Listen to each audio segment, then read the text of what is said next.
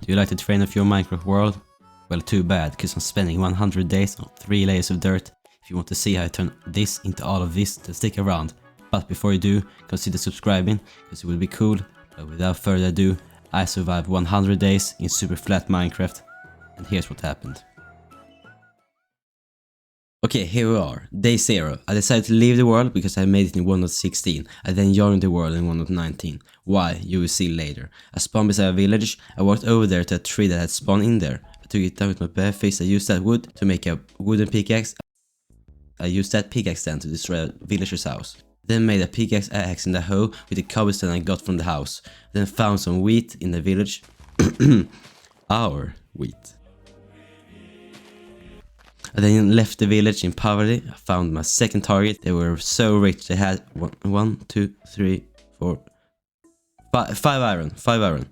Then the sun had gone down. I walked into a villager's house and slept in their bed. And it's now day 1. I started the day with mining down a villager's house. I then found a mine shaft which had a minecart in it with awesome loot such as lapis and pumpkin seed, which I was really happy about. You can see my happiness from how I swung my cursor around. Oh yeah, there was also a golden apple in there. I then spotted another village in the distance. I ran to it and looted it from all its riches. It was not much. Then decided to start my base here in absolute nowhere. I then dug down and mined dirt for the rest of the day. Day 2, I began the circle which my base was going to be based around. This circle was not easy, no. I failed way too many times. But on day 3 I finally finished the circle. But this circle doesn't help me from the slimes. So to remove the slime spawning I used water. It's one of the more easier methods. The water placing kept going to day 4. I was then rudely interrupted by a slime while I was AFK but did not die. But why would they want to kill me? It's not like I'm trying to get them extinct or something. But after that I had finally found my way back to the base, which is not subtle with a giant sea I'm trying to create. But the water placing continues on to day 5. On day 5 I created a dirt mine, which is the mine I'm going to use for the rest of these 100 days. I had created a small tree farm, so I decided to make a little circle around the middle of my big circle so I know where the middle is. Useless, I know, but pretty, maybe. At the end of day 5 I started the project for making a mob spawner. Day 6, I was continuing on with that said mob spawner, and that contained mining, building, mining, and building all day. This continuing on until day 7, and as you can see the dirt mine is getting really big, and the farm is not even close to finishing. Yet on day 8 I had enough with the dirt and I wanted cobblestone, but no lava to make the cobblestone, so I made a journey till I found lava in one of those nether ruins, or what do you call them. And once back at the base, I made a cobblestone generator. And don't worry, I'm going to make it better further down the line. Day 9 was me mining dirt and placing that dirt to build the farm. Day 10 was me destroying the frame of villagers' houses, or wood. I used that wood to make trapdoors, which was used in the farm. I was so close to finishing the farm, but I had to go to sleep. But on day 11 I can say the farm was working. And oh man, it was working. But that does not matter anymore, because I did trap a villager. And on day 12, can you guess what I did? I trapped another villager, but look at my farm. It's gaining me levels so quickly. Then made a villager a farmer so I can start capitalism in this world. And by taking that wheat I had stolen from the villager and sold it back to them. Once leveling the farm up, he wanted pumpkins, and the pumpkin seeds I had found earlier were now useful. I quickly made a pumpkin farm and it was finished on day 13. I then planted the seeds and gave them pure testosterone, and it worked. The seeds had after a minute given my pumpkin. It was then a snowball effect from there. Day 14, and with the steroids I gave the pumpkins, it already looked like this. Day 15 was giving the pumpkin steroids and trading with the villagers. And at the end of the day I had finished the pumpkin farm. Day 16, I went on a journey. The first thing I found was an outpost, and they summoned the entire army at me. So I decided to leave them alone, except these two. Then stole more wheat from the villagers. I continued to steal wheat from the villagers on day 17. But I think the villagers are fine with it. I only stole 5 stacks of hay bales. Day 18, I found my first diamonds in this world. I found 2, so I can now make an enchanting table. Day 19, I was back at the base and I took my pretty small amount of wheat and traded it with the farmer. I then created a nether portal, but it didn't light it up yet. Then managed to get a villager to sell me diamond armor. Day 20, I bought diamond armor, or more specifically diamond leggings from the villager. One thing I didn't tell you guys is that I have found a melon seed on the journey, now for giving them some illegal substances. Day 21, I reached level 50. I also ended the day with expanding the melon farm even more. 22 was mining pumpkin and trading that pumpkin so I could get a chest plate. I then left my base to find a book. Day 23, I found a lot of books, and this place might look familiar to you, and it does because it's a stronghold, and I just found it randomly. I fell off the stronghold and had half a heart. But good that I didn't die right after by falling down. Day 24, I was back at the base, and I was cutting down trees. I then made an enchanting table and bookshelves with the wood I cut down. I then made a little enchanting area, and I got to level 30. And I enchanted my boots, I then enchanted my chestplate. And day 25, I felt confident enough to go to the nether, and I spawned next to a bastion. And I got pick step in one of the chests, and I also found a whole netherite ingot. I then left.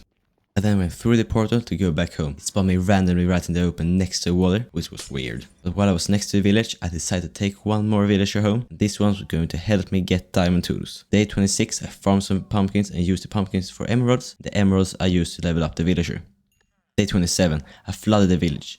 Day 28, I bought a diamond shovel and an axe. I enchanted them both. I can now gather dirt so much faster than I did before. It's also super satisfying. I later went back to the nether for a search of a nether fortress. I was basically next to it and got the needed blaze rods for the Eyes of Ender. I went home. And this time, the portal was floating in the air. Day 29, I kidnapped another villager, get the ender pearls. This didn't come easy. I spent day 30, day 31 and day 32 and a part of day 33 until I got it. I bought some ender pearls later that day. I also enchanted some books. Day 34, I made a super powerful bow. Day 35, I bought a diamond pickaxe and enchanted it with silk touch. Day 36, today I'm going to the end. All the preparation I had done beforehand was now going to be used in my favor against the dragon. So I walked over there to the stronghold. Once there, I placed in the Eyes of Ender, I pulled up the dramatic black frames and I jumped in. And now the dramatic music is playing and I give you the montage of me killing the ender dragon.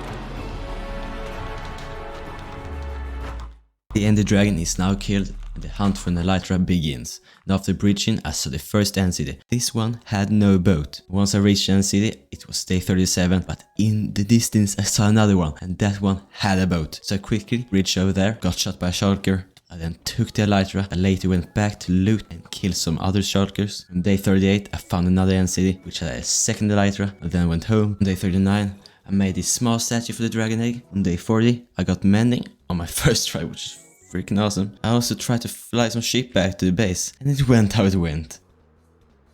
On day 41, the best day of all 100 days started, and a wandering trader had spawned. Gave me access to sugarcane and spruce wood. Bought them. I then started rebuilding the stone generator. The stone generator was finished on day 42. Day 43, I got 2 ender chests and I enchanted my sword. Day 44, I killed some blazes. On day 45, I started to gather materials for a new and better XP farm. And now I also farm pumpkins and melons super fast. On day 46, I went out to kill some iron golems, but whilst I was out, I found an enchanted golden apple, which has a 1.5% chance to spawn another ruin. So extremely lucky. I then went to the end, and I started building the enderman farm. On day 47, I continued on with the enderman farm. And then the farm was finished, and it was really good. Day 48 was the day I started the automatic sugarcane farm. But first, I had to go to the nether to get quartz for the observers. On day 49, it was me placing the observers. I then built a small design for the walls around the sugarcane farm. I then went on a separate journey to get infinite iron. So I started to gather the materials for the iron farm. And on day 50, I started transportation of villagers. Day 51, I got in the villager in the chamber, started building the top part, and it was finished from there. Day 52, I checked in on the iron farm, and I gave him iron, small amount, but still iron. I then farmed some melons and pumpkins. On day 53, I was working on the sugarcane farm. On day 54, I decided I want to kill the wither, so I went to the nether. And once back in the overworld, I decided I'd switch my portal location to the sky. So I built this small nether island. On day 56, I finally realized I could get glass from a villager. Getting the villagers to sell me glass was complicated. It took me day 57, day 58, day 59, and even day 60 until I got the glass. Now that I have the glass, I decided I should fight the wither. This fight led to many deaths for me, but I didn't manage to kill it after all of that. So I gathered some obsidian and some glass from the villager and I crafted myself a beacon. On day 62, I built on the sugarcane farm. On day 63, I signed the walls for the sugarcane farm so it would look better. than it did before. On day 64 was the same thing, building and designing. Day 65, a one-day trade appeared, and this time it was not helpful at all. Did nothing on day 66. Day 67 was even more building on the sugarcane farm. Day 68, I started a circle wall design. Day 69. Day 70, I built up the wall around the circle even more. Day 71 to day 76 was me just building. It started coming together. Day 77, I left the building of the wall and started building the sugarcane farm to its fullest potential. After extending it, I was finished on day 78. The same day, I did finish a corner of the wall. Day 79, I wanted a place to have my villager. A place where it could be in more pain than they are right now. That's when it hit me. A villager hall. So I began building. Day 80, I had managed to remove a bit of water, which I had placed down. Day 81 was me removing even more water. I started the whole trading hall design. On day 82, they were coming together. On day 83, the floor and the village rooms were designed. Day 84, I started setting up a zombification system. On day 85 was me continuing on the hall. On day 86, I made a whole chest with potion of weakness. Day 87, I went back to the building and I started gathering materials for the villager breeder. On day 89, I had 50 iron in my iron farm, which was great. I also started building the villager breeder with the help of Lightmatica, and it was probably a little bit too easy because I was finished on day 90. Day 91, I started redesigning of the villager breeder so it would look a little bit more pleasant. I even made a railway. Day 92, a villager disappeared from my boat. Then placed some villager inside the villager breeder. Day 93, I saw the sugarcane farm had gotten some sugarcane, which was weird, because I made it. I then continued on the building of the zombification of the villager breeder. The breeder had also produced a villager. Day 94, I took some zombies from my mob farm and placed them inside the trading hall. Day 95, I placed a villager in the trading hall, made him a zombie. Then realized I had no golden apples to cure him, so I headed to the nether. There I got some gold. On day 96, the villager was cured and gave me a discounted trade. Day 97, I placed my mending book villager, zombified him and cured him, so now I can get one mending book for 1 emerald. Day 98, I got a villager from the breeder and I made him a silk touch villager. Day 99, I got a music disc from a mob farm, which later blew up. I then got another one. The rest of the day, 99, was me making the firework workers. Day 100, I extended my beacon so it now has 2 layers. But as soon as the sun came down on day 100, I set the tunes and let the fireworks begin. So if you like these 100 days, hit the like button, maybe subscribe. Let me know if you want 200 days, I will probably do one either way. I will see you dudes in the next one. See ya.